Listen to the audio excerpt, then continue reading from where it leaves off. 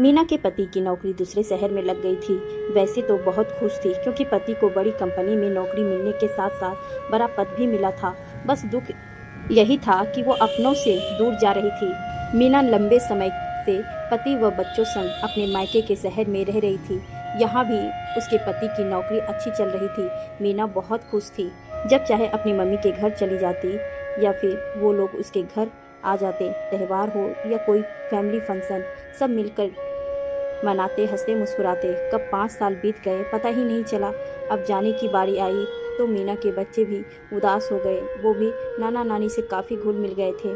नई शहर में आकर वो मायके वालों को बहुत मिस कर रही थी। अभी उन्हें घर नहीं मिला था, इसीलिए कंपनी के गेस्ट हाउस में ही रह रहे थे। पति सुबह ऑफिस चले जाते और बच्चों को भी स्कूल में एडमिशन करा दिया था, सो वो भी स्कूल चले जाते थे। मीना सारा दिन अकेले बोर हो जाती। कोई काम भी नहीं था, नाश्ता खाना सब बनाया मिल जाता और सफाई करने वाले उनका रूम साफ कर जाते, कपड़े लॉन्ड्री से धुलकर आ जाते। मीना को यही लगता कि काश इस शहर में कोई अपना होता तो वो कुछ समय के लिए उनके पास चली जाती। एक दिन मीना उदास सी बैठी थी क्योंकि पति ने कहा था कि अभी 1 महीना और गेस्ट हाउस में रहना पड़ेगा। तभी उसके छोटे भाई का फ़ोन आया। हेलो दीदी, मैं रोहन बोल रहा हूँ, कैसे हैं आप? मैं ठीक हूँ, तुम लोगों को बहुत मिस कर रही हूँ। दीदी, हम भी आपको बहुत मिस कर रहे हैं। आपके लिए एक गुड न्यूज़ है, रोहन चहकते हुए बोला। कैसी न्यूज़ भाई?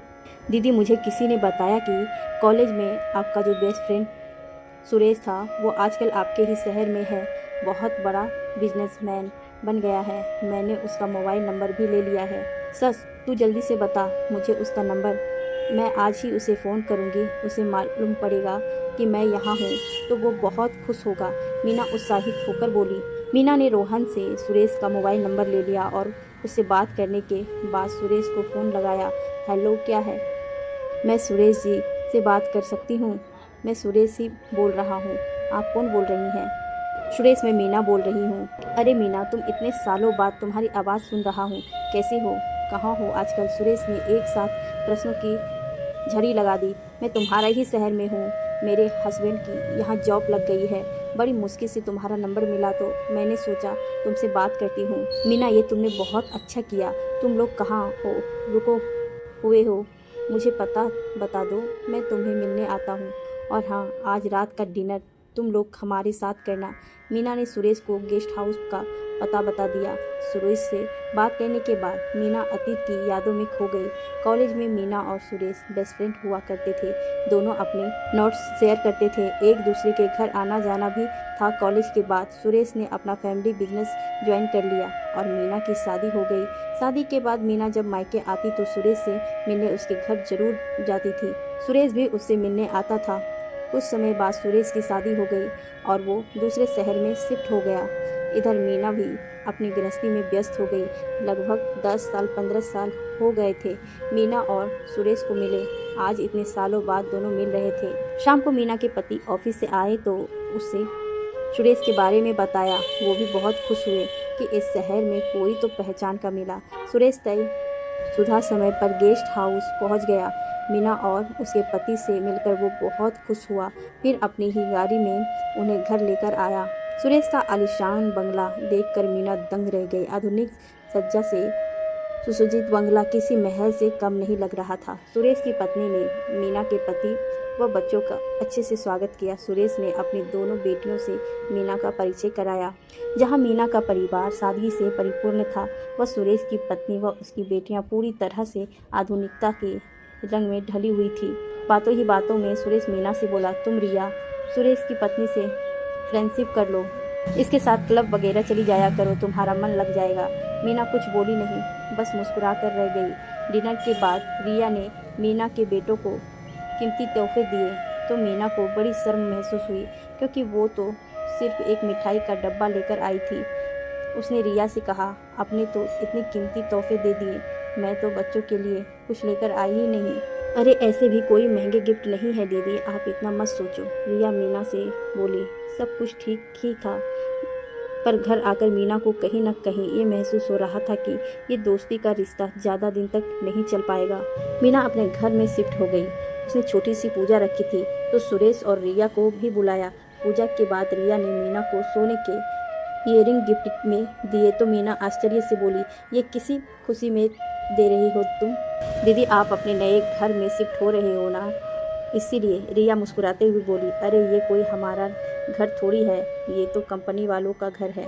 जब हमारा अपना घर बनेगा तब तुमसे मैं ज़रूर ये तोहफा लूँगी, पर अभी नहीं।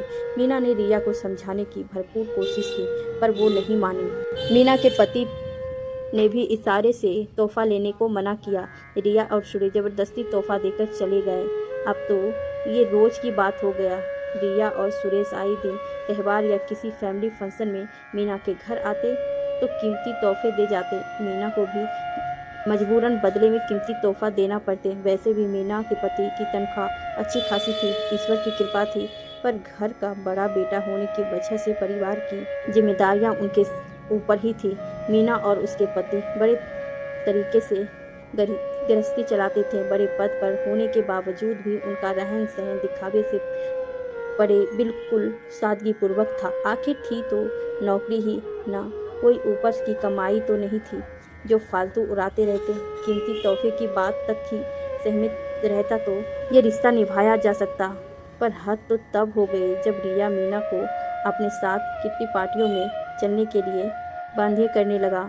एक आध बार मीना उसके साथ गई भी, पर उसे वहां जाकर बिल्कुल अच्छा नहीं लगा। पैसे वालों घरों की औरतें वहां आती थी जो कीमती गहने और स्टाइलिश ड्रेस पहनती थी। खाने पीने के बाद पत्ते खेलने लगती थी और गॉसिप करना यही उनका कार्यक्रम रहता था। मीना को ये सब रास नहीं आता था। कहने के वो भी अपने पति के साथ ऑफिस की पार्टीज में जाती थी, पर ऐसी आधुनिकता उसने कभी नहीं देखी थी। उसके अलावा रिया को तो अपनी बेटियों की पढ़ाई लिखाई की कोई चिंता नहीं थी। उसे लगता था कि पैसे हैं तो लड़कियां ज़्यादा नहीं भी पढ़ी तो उनकी शादी कर देंगे, लेकिन मीना को अपने बेटों की भविष्य की चिंता थी। वो उन पर बहुत ध्यान देती थी, इसीलिए उसके पास किट्टी पार्टियों में जाने का समय भी नहीं था। मीना ने सोचा था कि नए शहर में कोई अपना मिल गया तो एक अच्छा रिश्ता बन जाएगा ताकि दुख सुख में काम आ सके, पर अब मीना को ये रिश्ता बोझ लगने लगा। एक दिन वह अपने पति से बोली, आप ही बताइए मैं क्या करूँ? रिया मुझे आए दिन किसी न किसी पार्टी में चलने को कहती है। एक तो बच्चों को छोड़कर जाना पड़ता है, दूसरा वहाँ हाई फाई लोगों को बीच में मुझे बिल्कुल सहज नहीं लगता। कैसे पीछा छुड़ाऊँ इस मुसीबत से? मीना के पति मुस्कुराते हुए बोले, वेरी सिंपल। अब जब कभी भी रिया का फ़ोन आए तो उसे साफ साफ बोल देना कि मेरे हस्बैंड को इस तरह मेरा रोज़ रोज़ पार्टी में जाना अच्छा नहीं लगता, इसलिए मैं तुम्हारे साथ अब नहीं जा सकती। वो अपने आप समझ जाएगी और फिर तुम्हें दोबारा फ़ोन नहीं करेगी। ये तो आपने सही कहा। वैसे भी एक ना एक दिन तो ये सब करना ही था, क्योंकि हम इन पैसों वालों की बराबरी नहीं कर सकते। ना तो हमारे पास उड़ाने के लिए इतना पैसा है, ना ही गंवाने के लिए वक्त। महंगे तोहफे देना, पार्टियों में जाना, यह सब बड़े लोगों के चोचले हैं, हमारे बस की बात नहीं। सच कहा है किसी ने कि रिश्ता हमेशा बराबर वालों से बनाना चाहिए। मीना आह भरते हुए बोली। एक दिन किटी पार्टी में चलने के लिए रिया का फ़ोन आया तो मीना ने उसे पति के बताए अनुसार बोल दिया। रिया को इस बात का बहुत बुरा लगा और उनसे फिर फ़ोन करना बंद कर दिया। सुरेश तो वैसे ही अपने बिजनेस में बिजी रहता था। एक बार उसने मीना को फ़ोन किया तो उसने उसे भी बड़े सलीके से बता दिया कि अब रोज़ रोज़ रिया के साथ पार्टी में नहीं जा सकती।